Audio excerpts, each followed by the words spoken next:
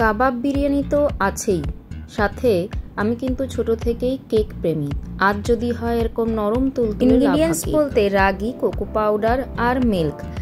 1 cup মতো রাগি আর half cup মতো cocoa powder, তার স্বাদ মতো নুন আর বেকিং পাউডার দিয়ে ভালো করে মিশিয়ে তার মধ্যে হালকা উষ্ণ গরম দুধ দিয়ে বেশ ভালো করে ব্যাটারটার এরকম কনসিস্টেন্সির একটা বানিয়ে ফেললাম। একটু বাটার নিয়ে কাপের ভেতরের গাগুলোতে হালকা হাতে বেশ ভালো করে মিশিয়ে দিলাম, যাতে কেকটা বাইরে কেকটা যেহেতু কাপ থেকে বের করতে সুবিধে হয়।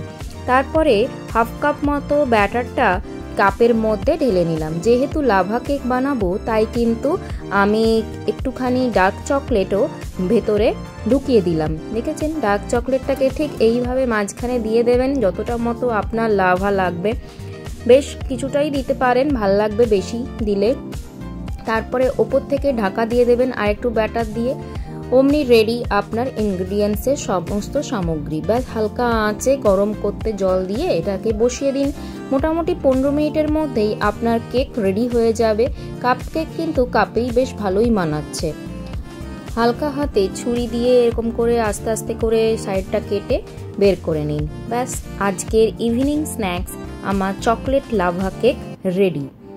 দেখতে কিন্তু খাসা হয়েছে আর চকলেটের হালকা স্মেলও কিন্তু পাওয়া যাচ্ছে। ব্যাস অমনি হ্যাপি বার্থডে টু মি বলে কেকটা কেটে ফেললাম। আর লাভা ভেতরে দেখেছেন চকলেটের, যত আপনি চকলেটটা ওখানে দেবেন তার উপরে ডিপেন্ড করবে এখানে লাভাটা আপনি কতটা পাবেন। Happy birthday to me. ব্যাস অমনি আমার নরম তুলতুলে লাভা কেক আজকের মতো রেডি।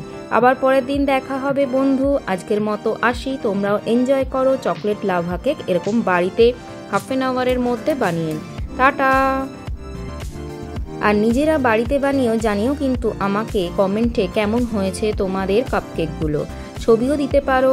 টাটা। আজকের মধ্যে নেক্সট আবার কোনো ব্লগে দেখা হবে।